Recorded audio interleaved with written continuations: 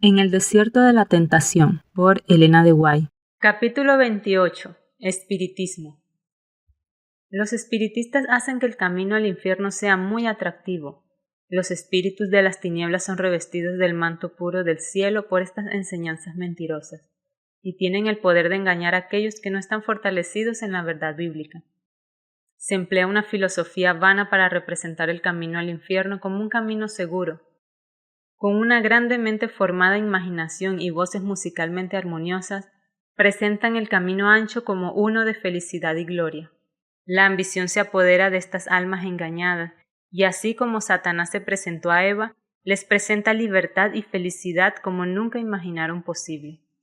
Los hombres que recorren el camino ancho al infierno son aplaudidos, y después de la muerte son exaltados a los puestos más altos del mundo eterno.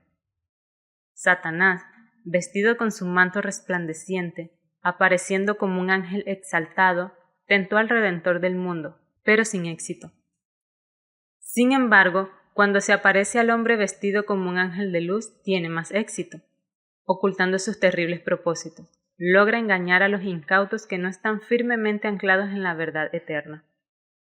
La riqueza, el poder, el genio, la elocuencia, el orgullo, la razón pervertida y la pasión son los agentes de Satanás para realizar su obra de hacer atractivo el camino ancho, cubierto de flores tentadoras. Pero cada palabra que pronuncien contra el Redentor del mundo recaerá sobre ellos, y un día serán quemados con sus almas culpables, como plomo fundido.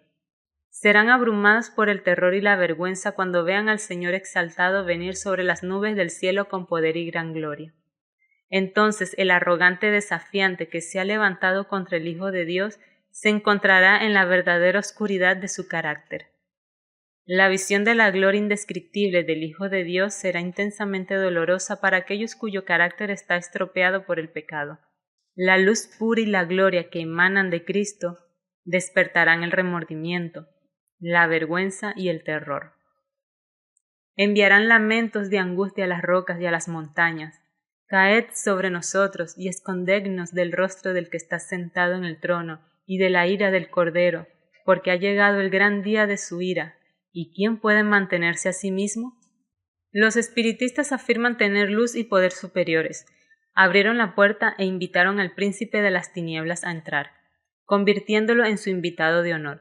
Se han aliado con los poderes de las tinieblas que se están desarrollando en estos últimos días en señales y prodigios que, de ser posible, engañarían incluso a los elegidos. Los espiritistas dicen que pueden realizar mayores milagros que los que realizó Cristo. Esta fue la jactancia de Satanás ante Cristo, debido a que el Hijo de Dios tomó sobre sí la debilidad humana y fue tentado en todo como el hombre debe ser tentado. Satanás se regocijó y se burló de él, se jactaba de su superioridad y lo desafiaba de manera abierta.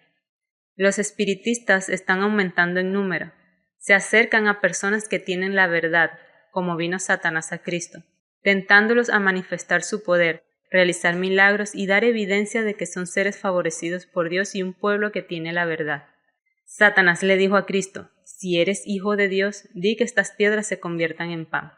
Herodes y Pilato pidieron a Cristo que realizara milagros cuando fue juzgado ante ellos. Su curiosidad estaba viva, pero Cristo no realizó ningún milagro para satisfacerla. Los espiritistas presionarán sobre el tema para entrar en controversia con los ministros que enseñan la verdad. Si se niegan, serán desafiados. Citan las Escrituras como lo hizo Satanás en relación con Cristo. Examinadlo todo, dicen. Pero su idea de examinar tiene como objetivo inducir a la gente a escuchar sus presentaciones engañosas y asistir a sus reuniones. Sin embargo, en sus reuniones los ángeles de las tinieblas toman la forma de amigos muertos y se comunican con ellos como ángeles de luz. Sus seres queridos aparecerán con túnicas de luz, tan familiares a la vista como cuando estaban en la tierra. Les enseñarán y hablarán con ellos, y muchos serán engañados por esta maravillosa presentación del poder de Satanás. La única seguridad para el pueblo de Dios es estar completamente familiarizado con la Biblia y conocer las enseñanzas de nuestra fe acerca de aquellos que duermen en la muerte. Satanás es un enemigo astuto. No es difícil para los ángeles malos representar tanto a los santos como a los pecadores que han muerto ya, y hacer que estas representaciones sean visibles a los ojos humanos. Estas manifestaciones serán más frecuentes y su aumento será más aterrador a medida que se acerque el fin de los tiempos. No debemos sorprendernos ante ninguna forma de engaño, que fascina a los incautos y engañaría, si fuera posible, a todos los elegidos. Los espiritistas citan: examina todo, pero Dios, para beneficio de su pueblo que vive en medio de los peligros de los últimos días, ha examinado esta clase y ha dado el resultado de su juicio. Ahora bien, la aparición del inicuo es según la obra de Satanás, con gran poder y señales y prodigios mentirosos, y con todo engaño de iniquidad para los que se pierden, por cuanto no recibieron el amor de la verdad para ser salvos.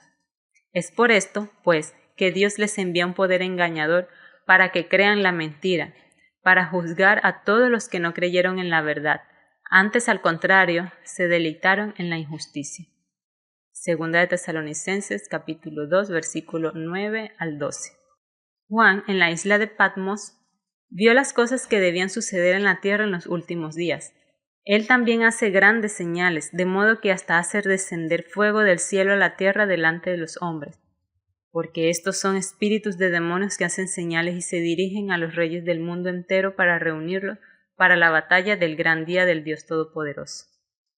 Apocalipsis capítulo 13, versículo 13 y capítulo 16, versículo 14. El apóstol Pedro señala claramente la clase que se manifestará en estos últimos días, y mayormente todos los que, siguiendo la carne, andan en pasiones pecaminosas e inmundicia y desprecian el señorío. Atrevidos, arrogantes, no temen difamar a las autoridades superiores, mientras que los ángeles, aunque mayores en fuerza y potencia, no pronuncian juicio de maldición contra ellas en presencia del Señor.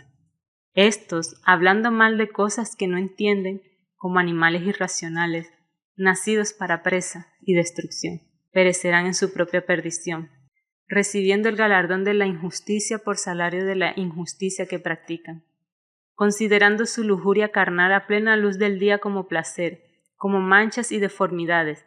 Estos se deleitan en sus propias mistificaciones, mientras se deleitan junto a vosotros, teniendo los ojos llenos de adulterio y siendo insaciables en el pecado, engañando a las almas inconstantes, teniendo el corazón ejercitado en la codicia, hijos malditos. Segunda de Pedro, capítulo 2, versículo 10 al 14. Dios, en su palabra, ha puesto su sello de condenación sobre las herejías del espiritismo, como puso la marca en Caín. Los piadosos no necesitan ser engañados si son estudiantes de las Escrituras y obedientes al seguir el camino claramente indicado a ellos en la palabra de Dios. El espiritismo, presumido, reclama una gran libertad y en un lenguaje suave y florido busca fascinar y engañar a las almas incautas para que elijan el camino ancho del placer y la indulgencia pecaminosa, en lugar del camino estrecho y recto. Los espiritistas llaman a los requisitos de Dios la ley de la esclavitud y dicen que quienes los obedecen viven una vida de miedo esclavizante. Con palabras suaves y hermosos discursos hacen alarde de su libertad y buscan cubrir sus peligrosas herejías con los vestidos de la justicia. Hacen que los crímenes más repugnantes sean considerados bendiciones para la raza humana. Abren una puerta ancha ante el pecador para incitar al corazón carnal a violar la ley de Dios, especialmente el séptimo mandamiento. Aquellos que pronuncian estas palabras grandilocuentes y jactanciosas, que triunfan en la libertad de sus pecados, prometen a aquellos a quienes engañan el placer de la libertad en el curso de la rebelión contra la voluntad revelada de Dios. Estas almas engañadas se colocan bajo la más variada esclavitud de Satanás y son controladas por su poder. Sin embargo, prometen libertad a quienes se atrevan a seguir el mismo curso de pecado que ellos mismos han elegido. De hecho, las Escrituras se cumplen en este punto en el que los ciegos guían a otros ciegos. Quien los vence los reduce a la esclavitud. Estas almas engañadas se encuentran bajo la más abyecta esclavitud, bajo la voluntad de los demonios. Se han aliado con los poderes de las tinieblas y no tienen fuerza para oponerse a la voluntad de los demonios. Esta es tu libertad jactanciosa. Por medio de Satanás son conquistados y puestos bajo esclavitud. Y aquellos a quienes se les promete gran libertad son engañados y se convierten en esclavos sin esperanza del pecado y de Satanás. No debemos asistir a sus reuniones y mucho menos nuestros pastores deben entrar en controversia con ellos. Pertenecen a esa clase específica, a la que no debemos invitar a nuestra casa ni saludarlos. Debemos comparar sus enseñanzas con la voluntad revelada de Dios. No debemos emprender una investigación sobre el espiritismo. Dios ya investigó esto y nos dice definitivamente que es una clase que se levantará en los últimos días, negando a Cristo, que los compró con su propia sangre. El carácter de los espiritistas está tan plenamente descrito que no debemos dejarnos engañar por ellos. Si obedecemos la prescripción divina, no debemos tener simpatía por los espiritistas a pesar de sus palabras suaves y favorables. El amado Juan continúa su amonestación contra los seductores. ¿Quién es el mentiroso sino el que niega que Jesús es el Cristo? Este es el anticristo, el que niega al Padre y al Hijo. Quien niega al Hijo no tiene al Padre. El que confiesa al Hijo tiene también al Padre. Pablo, en su segunda epístola a los tesalonicenses, nos insta a estar alerta y a no desviarnos de la fe.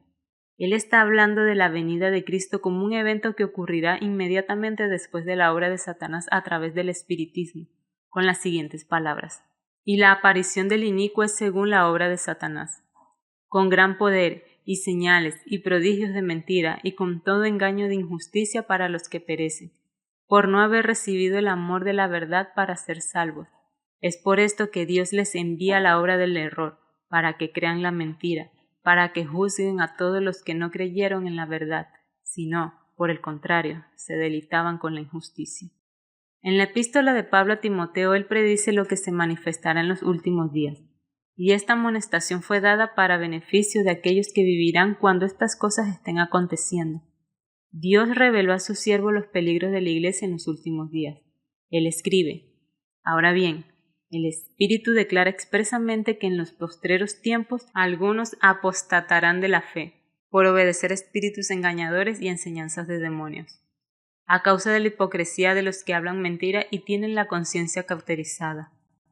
El fiel Pedro habla de los peligros a los que estaría expuesta la iglesia cristiana en los últimos días y describe en detalle las herejías que surgirían y los seductores blasfemos que buscarían atraer almas hacia ellos.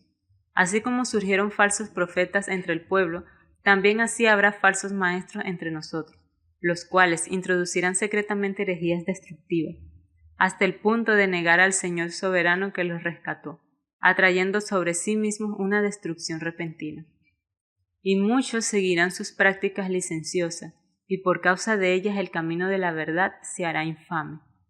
Aquí Dios nos ha provisto las pruebas de esta clase mencionada.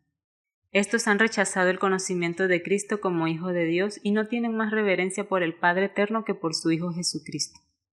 No tienen ni al Hijo ni al Padre y, al igual que su gran líder, el jefe de los rebeldes, están en rebelión contra la ley de Dios y menosprecian la sangre de Cristo. Podemos regocijarnos en todas las condiciones de la vida y triunfar en cualquier circunstancia, porque el Hijo de Dios descendió del cielo y se sometió a soportar nuestras debilidades y soportar el sacrificio y la muerte para darnos vida inmortal. Él llevará para siempre las marcas de su humillación terrenal a favor del hombre, mientras la hueste de los redimidos y una multitud de ángeles sin mancha lo honrarán y adorarán. Él llevará las marcas de alguien que ha sido inmolado. Cuanto más apreciamos el sacrificio infinito hecho en nuestro favor por el Salvador para expiar el pecado, más nos acercamos a la armonía con el cielo.